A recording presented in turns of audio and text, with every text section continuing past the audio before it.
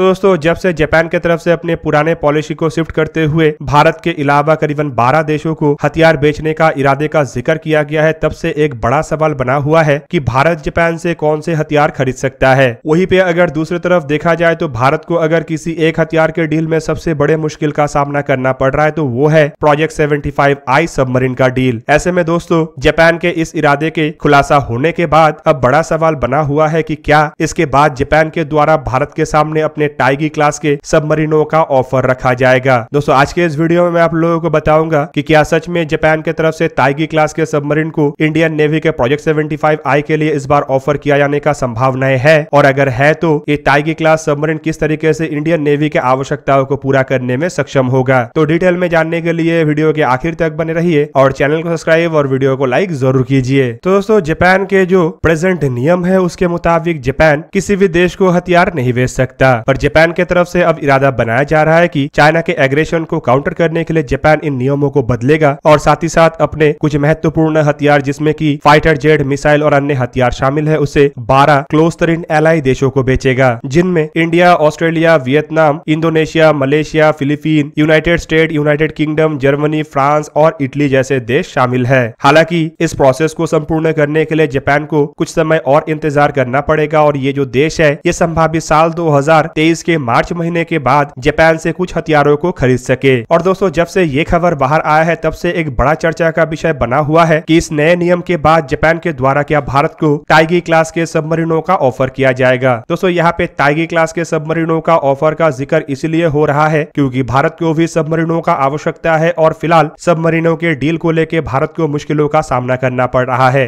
दोस्तों मैं यहाँ पे प्रोजेक्ट 75I का बात कर रहा हूँ जो फिलहाल सिंगल वेंडर कंडीशन में फंस चुका है और माना जा रहा है कि ऐसा अगर रहा तो ये प्रोजेक्ट रद्द हो सकता है। दोस्तों प्रोजेक्ट 75I का ये सिचुएशन इसलिए बना क्योंकि इसमें इंडियन नेवी की तरफ से कुछ ऐसे अति आवश्यक चीजों का जिक्र किया गया है जो फिलहाल कंपनियों के द्वारा प्रोवाइड करना मुश्किल हो जा रहा है, जिस कारण फ्रांस के नेवल ग्रुप से शुरू करके जर्मनी के तोसन ग्रुप मरीन सिस्टम और रशिया के रूबिन डिजाइन ब्यूरो अपने ऑफर को इस प्रोजेक्ट से विड्रॉल कर चुका है। हालांकि अभी भी इस प्रोजेक्ट में साउथ कोरिया के डियावू शिपयार्ड एंड मरीन इंजीनियरिंग शामिल है जो अपने सबमरीनों के ऑफर को लेके बरकरार है। पर दोस्तों अगर टेंडर को संपूर्ण करना है तो इसमें कम से कम 2 वेंडर होना आवश्यक है, क्योंकि सिंगल वेंडर में टेंडर कभी भी नहीं होता है और ऐसे में दोस्तों समय फिलहाल काफी कम है, क्योंकि तय समय पे अगर नया वेंडर नहीं आता है तो ये प्रोजेक्ट रद्द भी हो सकता है या फिर संपूर्ण रूप से कैंसिल भी हो सकता है। हालांकि दोस्तों आप लोगों के मन में ये भी सवाल उठ सकता है कि जापान के अलावा भी तो अन्य देश है जो इंडियन नेवी के सबमरीनों की आवश्यकताओं को पूरा कर सकता है, तो ऐसे में हमारे द्वारा जापान का ही क्यों जिक्र हो रहा है। दूसरी तरफ अगर फ्रांस, जर्मनी और रशिया जैसे देशों के सबमरीनों के पास इंडियन नेवी की आवश्यकताओं को पूरा करने का क्षमता नहीं है तो क्या जापान के पास ये आवश्यकता है। तो दोस्तों आपके जानकारी के लिए बता दूं कि जापान का जिक्र इसलिए हो रहा है क्योंकि जब प्रोजेक्ट 75I पहली बार लॉन्च हुआ था या फिर कहे तो पहली बार प्रोजेक्ट 75I को लेके बातें उठा था, तब इंडियन नेवी को ऑफर किया गया सबमरीनों में जापान के सोरियो क्लास सबमरीन भी शामिल था। कुछ रिपोर्टों में बताया जाता है कि जापान की तरफ से प्रोजेक्ट 75I के अंतर्गत इंडियन नेवी को सोरियो क्लास सबमरीनों का ऑफर किया गया था, लेकिन बाद में जापान के द्वारा अपने इस ऑफर को विड्रॉल कर लिया गया। हालांकि इसके पीछे क्या कारण है इसका खुलासा कभी नहीं हुआ।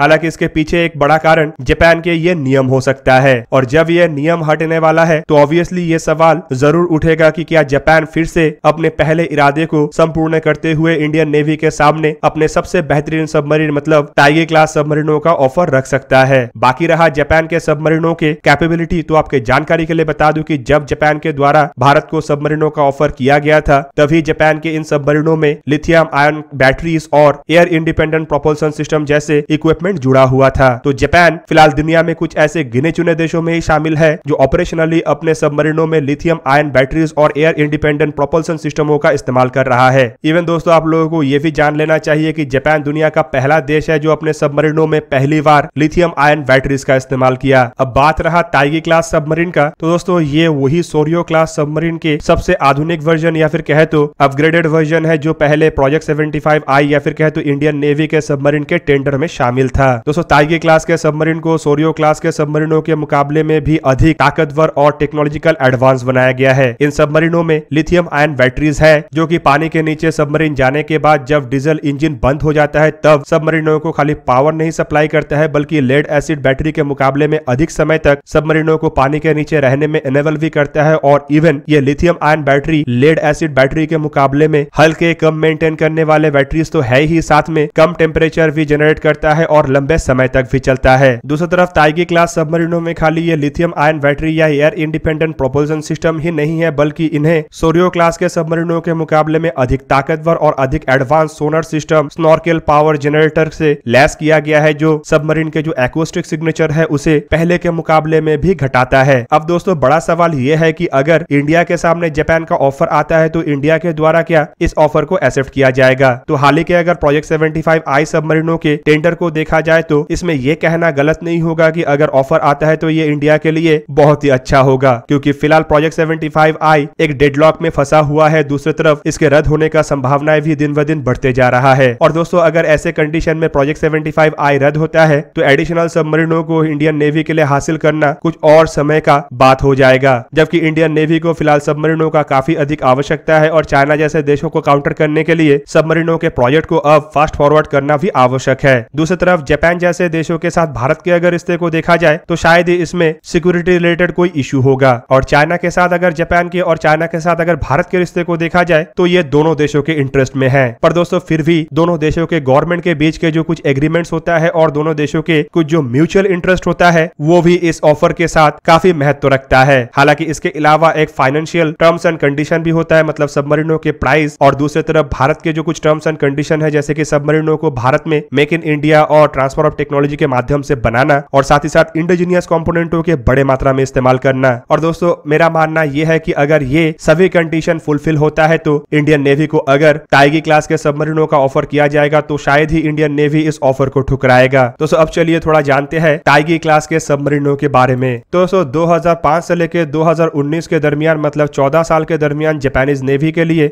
12 सोरियो क्लास के एडवांस सबमरीनों को निर्माण करने के बाद जापान के द्वारा सोरियो क्लास के आखिरी 2 सबमरीनों के तर्ज पे एक एडवांस और आधुनिक वेरिएंट के सबमरीन निर्माण करने का इरादा बनाया गया, जिसे ताइगी क्लास सबमरीन से आज जाना जाता है। दोस्तों ताइगी क्लास सबमरीनों के ऊपर काम जापान के द्वारा साल 2018 में शुरू किया गया और पहली सबमरीन इस प्रोजेक्ट के अंतर्गत साल 2022 में जापानीज नेवी के बेड़े में कमीशन किया गया। दोस्तों कुछ दिन पहले ही, मतलब 9 मार्च के दिन ही ये सबमरीन जापानीज बेड़े में कमीशन हुआ। हालांकि जापान टोटल ऐसे 7 सबमरीनों को निर्माण करना चाहता है। दोस्तों ताइगी क्लास के सबमरीन को अगर देखा जाए तो इसे एक डीजल इलेक्ट्रिक अटैक सबमरीन कहा जा सकता है। ये सबमरीन करीबन 3000 टन के भारी भरकम सबमरीन है, जिसका लंबाई 84 मीटर मतलब 275 फीट और चौड़ाई 9.1 मीटर मतलब 29 फीट 10 इंच है। सबमरीन का ड्रॉट 10.4 मीटर मतलब 34 फीट 1 इंच है, जबकि इसे ऑपरेट करने के लिए करीबन 70 क्रू मेंबर का आवश्यकता होता है। रिपोर्ट के मुताबिक इसमें ZPS-6H surface low level air search radar OKI ZQQ-8 सोनार का इस्तेमाल किया गया है, जबकि हथियार के रूप में इसमें 6 HU-606 21 इंच के मतलब 533 मिलीमीटर के टॉर्पेडो ट्यूब है, जिसके सहारे जापान टाइप 18 टॉर्पेडो या फिर हार्पून जैसे मिसाइलों को दाग सकता है। पर दोस्तों इन सबमरीनों के कॉस्ट भी काफी अधिक है और बताया जाता है कि ऐसे हर एक सबमरीन के लिए जापान के द्वारा करीब करीब 69.7 बिलियन जापानीज करेंसी खर्चा किया जा रहा है, जो अप्रोक्सीमेटली 639 मिलियन $US होता है। मतलब इंडियन नेवी के लिए अगर ऐसे 6 सबमरीनों को निर्माण किया जाता है तो ये $4 बिलियन